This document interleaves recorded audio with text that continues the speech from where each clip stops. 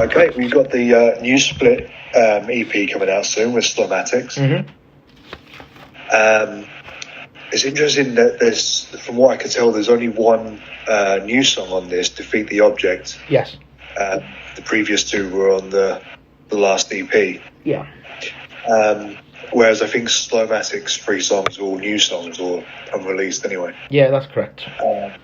Yeah, so why did you only go with one new song, or are these other 2 re-recordings? Yeah, these other 2 are these other 2 are actually well, we recorded all 3 as a band at the same time in Foal Studio. So these all 3 are, you know, brand new recordings with the full band, whereas I think the recording that you're talking about, the original demo is actually just myself and a drum machine. So yeah, so the original demos was recorded with Chris Fielding again, but that was at the studio that we had at the time, Skyhammer. But Chris moved down to Foal Studio, which is where he now works, and he lives closer there too. And so myself and Tyler, who plays in Tuskar, and actually he came along and played, recorded drums with us, and of course we have Dave Riley now playing bass with us. So we've now Dave Riley played in Fudge Tunnel, and one of my favourite bands, and so these recordings, all 3 of them were done at the same time as a 3-piece. So even though the Black and Gates of Eternity is a slightly reworked in terms of the structure from the original demos, so it's a different layout slightly, and but they've been recorded properly with Chris. I think those 2 songs in particular are they sound way better now that we've recorded them in an actual real studio with a full band and taken the right amount of time with it. That's quite interesting, because I mean, Onwards She Rides is such a fierce, gritty song. I don't think anyone would know that was just you and a drum machine. Yeah, and to be honest, that was one of the reasons why I was so excited originally to just do this as a solo act, because recording alongside a drum machine the way I did with those early demos was actually really good. I enjoyed it a lot, but playing the songs live with just the drum machine was a whole different story, and I really didn't enjoy that at all. And I thought, well, if I want to make something of this, I think I'd rather have like an actual band playing the songs live. I mean, I may at some point again record with a drum machine, who knows, but I think I much prefer it being like a traditional band with an actual real drummer and an actual real bass player. I think it'll sound a lot better that way. Because there's no bass, for example, on the original demos. It was just guitar and drums. But it is what it is. I really love how they sound, but they are completely different to what's on this record. Yeah, like I say, they're absolutely ferocious. So thank you. Hearing it with a full band is going to be even more impactful and meaty, for lack of a better term. Yeah. Well, we played one show live as a 3-piece. We did a short tour as a 2-piece, me and Tyler, early into 2020. But Dave joined in the summer last year, and obviously we haven't done much at all since then, apart from do this recording. But we did play one show live at the Black Heart in London. So there was Tuskar and Ungraven played, and it was cool. I mean, it was a bit weird because everyone was sat down, but it was good to be up on stage, the 3 of us playing, you know, as the full band. It felt really good. So I reckon we'll do that again when we're able to. Cool. And the Black Heart's not the biggest of venues as it is, so it's no, that's right. Yeah, I mean, it was one of those socially distanced sit-down shows, so it was it was a little bit weird, to be honest with you, but it was still fun. Yeah, yeah. At least you had that opportunity to play. So. Yeah, absolutely. Yeah, it was cool. Yeah. Well, as you mentioned there, David Riley's on bass now. Mm-hmm. It's funny because Fudge Tunnel are one of those bands that aren't really well known, but to those that know them, they're absolute legends. Yeah. Yeah. They're great. How did David end up joining? Well, I've been a fan of Fudge Tunnel since I first heard them, and I started listening to them when I started listening to Nirvana. So we're talking early 1990s, and so they've sort of been on my musical radar since then, really. And then a little while ago, I started sharing a couple of their videos on Facebook, and a friend of mine, James, said, "Oh, I'm friends with Dave," and I think he tagged him in one of my posts or something, and I was like, "Oh God, that's so cool." So I added Dave as a Facebook friend, and we would occasionally exchange a message, but not very often. And when Ungraven started, I messaged David and said that I had this thing going, and if I ever needed a bass player for it, I was going to ask him if he was into it, and he was like, "Yeah, for sure, I'd definitely be into it." And then actually not so long after that, we got a festival offer to go and play in the Earache Records stage at a festival down in the south of England, and Chris wasn't available. So I thought, I wonder if Dave will get up on stage with us. So we learned Hate Song and learned like a whole Conan set. So me, Johnny and Dave rehearsed a few times, and we were ready. So we did, flew over and played a one-off festival in Portugal, and the next day played this festival in the south of England, and on the Earache Records stage, which is funny because Earache Records are one of the labels, what were the main label that Fudge Tunnel were on originally. Yeah. So that was kind of fun, sort of seeing Digby and Dave in the same room again. In amongst all of this, I got talking to somebody who knew Max Cavalera, and through them I got in touch with Gloria, Max's wife, and we're still friends now, but back then we were talking just about Max maybe getting up and doing a song with Conan, and when I explained that Dave Fudge Tunnel was going to be playing bass for us for this festival, she said that Max would love to get on stage and do a Fudge Tunnel song, because of course Fudge Tunnel and Sepultura toured in the early 90s, and Max Cavalera went on to form Nail Bomb with Alex Newport. So when we got that in common, it just Gloria and I just became friends, and we talk occasionally on text message. And building up to that festival, we agreed that Max would get up and do vocals on Hate Song by Fudge Tunnel, and it was so cool. And I then got up on stage and did Wasting Away by Nail Bomb after that on stage. It was Soulfly. That's who Max was brought over at that point. It wasn't the Cavalera Conspiracy, it was Soulfly. And so because of all of this going on, sort of in the first like couple of shows that Dave had played with us, it sort of like became obvious really that Dave and I would have a good long friendship and relationship. So when I decided to get a bass player in with Ungraven properly, it became really easy for Dave to make that transition, because by then he'd already toured with Conan as our sort of standing bass player when Chris wasn't available, and he's done that on a few different occasions now. We've done a whole European tour. He's been with us on a couple of fly-in festivals, and he's a really good. Well, he's a great bass player, and also he's been there and done it. So it feels really good to have him involved in the band, and not just Ungraven, but Conan too. Yeah, absolutely. Yeah. So, like I said, there's one new song on the split. Yep. Was this written specifically for the split, or are you aiming for a new EP or album down the line? We are aiming for a new album. We have Not a lot of demo material right now because we can't rehearse, but I am working on some stuff at home on my own with a drum machine again. That we will jam together when we can. That song was actually written just when we were rehearsing for the short tour that we did early last year.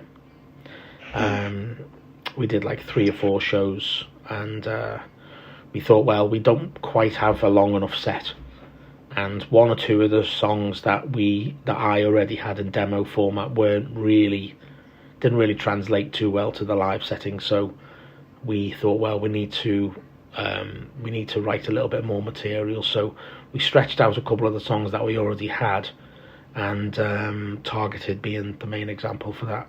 And we decided to write something new. And Defeat the Object was like a really cool song name, and it was something that I've been bouncing around in my head for a while. So we just kind of wrote that without too much effort. It came out quite easily. Yeah. And that was just Tyler and myself. Okay. At our rehearsal room. Yeah. Yeah, it's definitely a cool title. Actually, all the Ungraven song titles are pretty cool, and Conan as well. I always seem to. I sort of try and write albums by song titles that are not obvious, but in the same breath really daft. Like, like over the top heavy metal type songs, but not make them obvious ones. And I'm trying to do that with Ungraven now, but make it a little bit more human. Make the song titles a little bit less doom metal than Conan's are. So it's an interesting challenge. Yeah, absolutely. And also, like there's certain song titles that are really, I hesitate to say cliche, but overused. It's like the amount of songs from metal bands called Burn or Pain or whatever. There are lots of cliches. Like I've got this, one of the songs that I'm working on at the moment it's called Nothing is Less Than Zero. And it's sort of like a play on words. Sorry. It's my ex-wife calling me probably to talk about the kids. Right. That's okay. I'll just I'll text her and say I'm not free. But nothing is less than zero. That's like a sort of like how my brain works. Like make it like sort of like a play on words, trying to make it a little bit clever. So I don't know. So we song titles can easily be embarrassing, so I try and edge away from that. Yeah. Well, of course, it's not just Ungraven that you're busy with. You've also got Conan on the go as well. Yep. And you just released the live album there, Live at Freak Valley. Yep. I had to look up Freak Valley because I didn't know if that was a festival or a real place. Or it's a place in Runcorn. I'm joking, it's not. It should be. It's in Germany, isn't it? Yeah, it is. Yeah, of course. It's really cool. I think we flew into Hamburg when we went, or Cologne maybe when we played that. And it's a cool festival. Cool. How well do you think that live album captures the spirit of Conan live? It definitely captures the fluctuating quality of my vocals, but I think it actually it captures the spirit of our live show actually really well. When I listen back to it now, you can tell it's a live recording because of the way it sounds. But Chris mixed and mastered the original stems that we got from the festival, and has turned it into like a heavy sounding live album, rather than sort of like a weak, sort of like cheap sounding live album that tends to be the case. But because this wasn't a bootleg, it was like a professionally recorded on-site live album. I think we've got really lucky. It sounds sort of like heavy and loud. You can imagine being there in the festival with having it played through the PA would be quite an intense experience. And I think it sounds great. Chris did a great job on it as always. Yeah, I mean, you can definitely hear the quality. I mean, you had the live video Hawker's Weapon released like yesterday, I think, maybe Monday, I can't remember now. Yeah. But that sounds amazing. So yeah, thank you. The video was funny because obviously we let them sort of take artistic license on the video. We didn't really have too much involvement in what they did in the video. They just sort of presented us with this video. What do you think of this? And I was like, and there was some scenes that I asked them to remove, sort of like a heat-seeking missile view of people being blown up in a field. And it's like, come on, like it's like, it was a lot like Call of Duty, Modern Warfare, like this isn't really, it's not our thing. So we just had to, I said, just keep the bits with the helicopters in and the fighter jets, and just remove any close-ups of guns and stuff like that. So the video is kind of okay now. I mean, it's maybe not quite how we would have made the video ourselves, because that's not really our style. But it's cool in its own right, because it's someone else's take on what we do, and that I quite like that too.